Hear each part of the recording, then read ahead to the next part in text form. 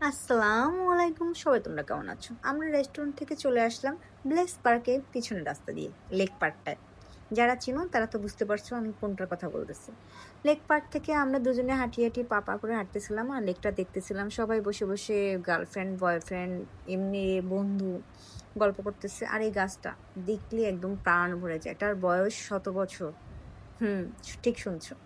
এটাকে দেখলেই আমার যেন একটা ভালোবাসা ভিতর থেকে জেগে ওঠে। ভীষণ ভালো লাগে, চারপাশে লোকজন আছে।